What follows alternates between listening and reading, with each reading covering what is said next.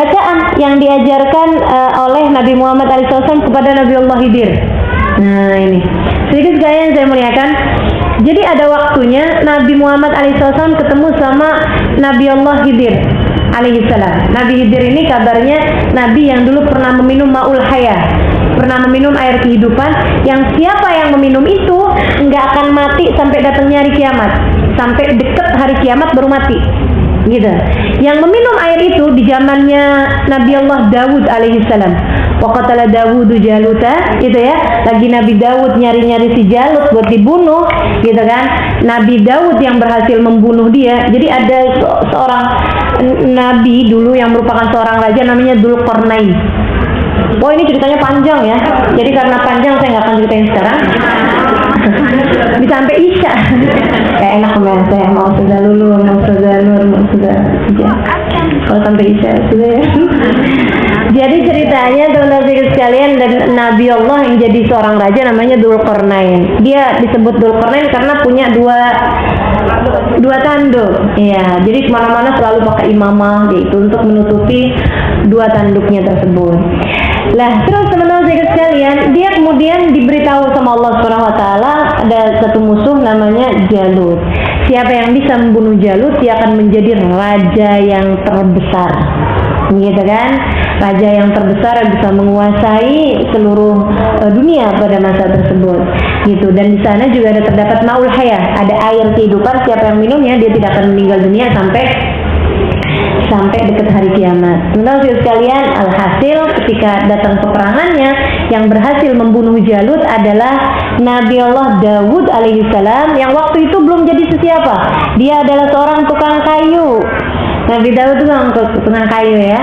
Nabi Dawud kemudian dimuliakan Allah SWT dengan mengerti bahasa binatang, dengan suara yang sangat indah, dan kemudian menjadi seorang raja yang luar biasa, kaya raya, raja terbesar. Masya Allah, Nabi Dawud itu saya udah sampai ke makamnya teman-teman sekalian, di atas kastil. Wih, keren banget. Itu makam Nabi terindah kedua, tentu saja sudah makam baginda kita Nabi Muhammad. Ya Allah, cakepnya dia punya makam ya, Nabi Allah Dawud alaihissalam. Itu memang seorang raja yang paling besar. Orang-orang Barat memanggilnya dengan nama panggilan Nabi David. Iya, David ya. Iya. Jadi kalau teman-teman punya cucu, kasih namanya Dawud aja, jangan David. Nggak pantas. Pantas ya, kalau Dawud rada pantas ya, kalau David ya pantas. Jadi teman-teman sekalian, ini Nabi Allah Khidir alaihissalam hidup dari zamannya Nabi Dawud, zamannya Nabi Musa. Dia juga udah hidup ya, terus sampai ke zaman Nabi sampai ke zamannya Nabi Muhammad SAW, bahkan sampai dengan sekarang kabarnya Nabi Allah Khidir ini masih ada. Saya kalau ditanyain, "Ustaz beneran masih ada apa enggak?" Belum pernah ketemu. Cuman karena orang-orang pada bilang, maksudnya Nabi Muhammad bilang dan yang lain-lain juga bilang, para ulama-ulama kita bilang, jadi kita percaya aja bahwasanya Nabi Allah Khidir masih hidup. Nabi Khidir ini satu ketika berjumpa dengan baginda kita Nabi Muhammad alaihissalam. Wah, senangnya luar biasa. Yang senang siapa? Nabi Khidir lah. Nabi Khidir senang banget ketemu Nabi Muhammad alaihissalam. Kalau Nabi Muhammadnya senang nggak ketemu Nabi Khidir? Senang, tapi nggak sesenang Nabi Muhammad ketika ketemu kita. Aduh, ya Allah. Nabi itu kan Nabi Allah, kata Nabi Syauqa, kangennya saya sama siapa Rasul, sama pecinta-pecinta saya. Kami pecintamu ya Rasulullah, antum ashabi. Kata Nabi, kamu sahabat-sahabat saya, bukan pecinta-pecinta yang saya rindukan pertemuan dengan mereka. Lantas siapa dia Rasulullah? Alladzina ja'u min ba'dikum, orang-orang yang sesudah kalian nanti. Enggak pernah melihat aku, enggak pernah melihat mukjizatku, tapi mengalir air mata mereka setiap kali mengingatku, setiap kali rindu padaku. Mereka adalah pecinta-pecintaku, aku akan menunggu mereka di telagaku. Nabi pengen banget. Mudah-mudahan kita salah seorang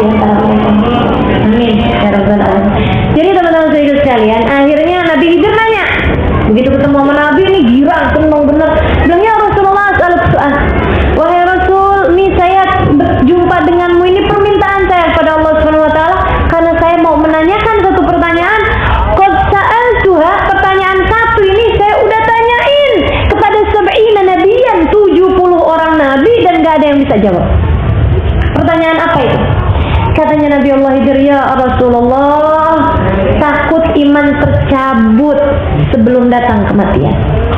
Apa nih yang bisa mastiin saya insya Allah meninggal dunia dengan berbekal iman dan Islam? Nabi Khidir aja takut mati nggak bawa iman Islam. Kita segitu yakinnya, kayak yakin gitu pasti kalau meninggal dunia bawa iman bawa Islam. Teman-teman sekalian, katanya Habib Umar bin Hafid, zaman dulu zaman Islam masih sedikit, ada banyak orang-orang dikuburkan di pekuburannya orang non Muslim, tapi dia Muslim di hadapan Allah. Hatinya masuk Islam, gitu ya. Cuman dia nggak menunjukkan keislamannya gitu. Akan tetapi zaman sekarang justru sebaliknya, ada banyak orang-orang yang dikuburkan di pekuburannya umat Islam, dikafanin pakai kafannya umat Islam, padahal dia bukan termasuk dari kelompok umat Islam. Nggak masuk Islam sama sekali, nggak ada Islamnya sama sekali. Islam sudah tercabut dari dalam hatinya. Naudzubillah min dzalik, naudzubillah min dzalik. Nah ini teman-teman sekalian, katanya Nabi Khidir, saya ngeri, Rasulullah saya ini kan dikasih umur panjang. Tapi masalah urusan kematian sih nggak panjang nggak pendek ya Bu ya. Kita umur berapa juga kita nggak pernah pasti kematian gimana datangnya buat kita. Jadi dia bilang, ya Rasulullah saya ngeri, takut nggak bisa pertahankan kematian saya. Tolong ajari saya apa yang harus saya lakukan sehingga mudah-mudahan ketika datang ajal menjemput saya dimatikan dalam membawa iman dan Islam. Nabi kemudian ajarin, setiap pagi baca Alif Lam Mim 5 ayat. Udah ya? Alif Lam Mim Al-Baqarah itu loh. Sampai Al-Muflihun. Habis gitu kemudian baca ayat kursi, baca akhir surat Baqarah, Amanar Rasul. Habis gitu kemudian baca Syahidullah annahu la ilaha illa huwal malaikatu wa ulul ilmi qa'iman bil qisti la ilaha illa huwal azizul hakim. Kemudian baca apa tuh yang tu'izu man tasya' tudillu man tasya' biyadikal khair innaka ala kulli syai'in qadir. Qulillahumma malikal mulki tu'til mulka man tasya' tanzilul mulka man tasya'.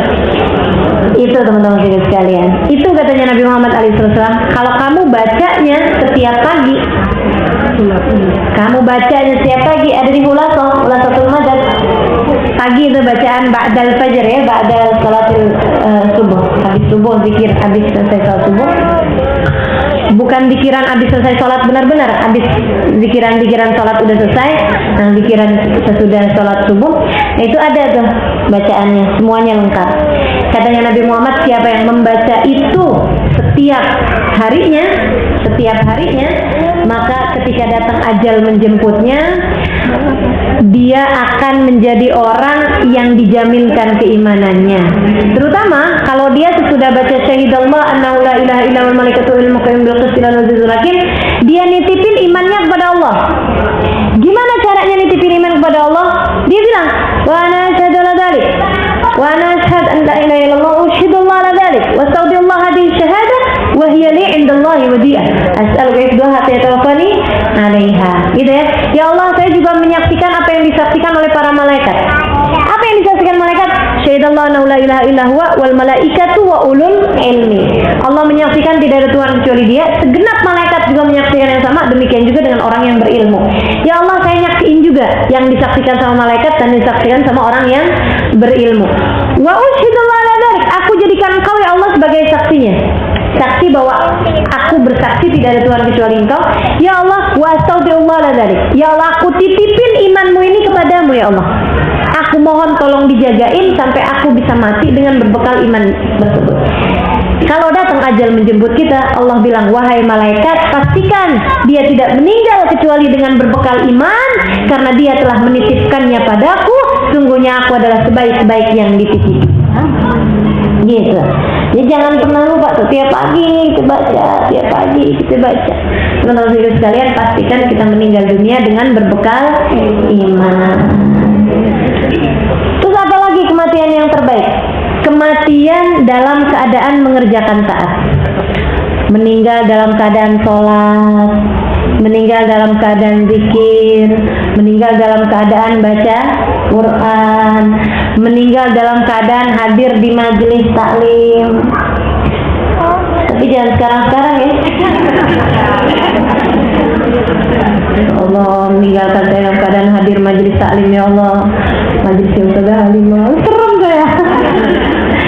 Insya Allah ya. Kenapa gitu?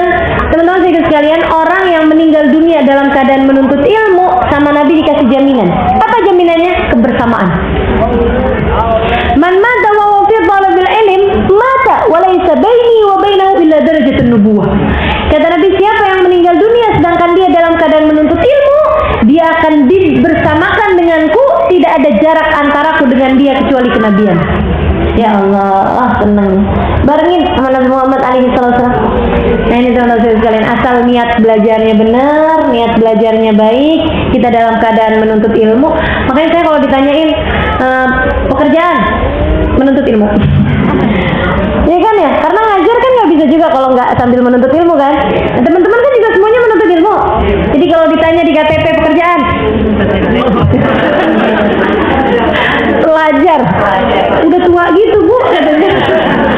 Oh, saya masih ngaji mas, sampai akhir kehidupan insya Allah terus belajar minal mahad ilal lahad, ya, dari kita berada di buayan ibu kita sampai kita masuk ke liang lahat, kita selalu berada dalam keadaan menuntut ilmu, teman-teman.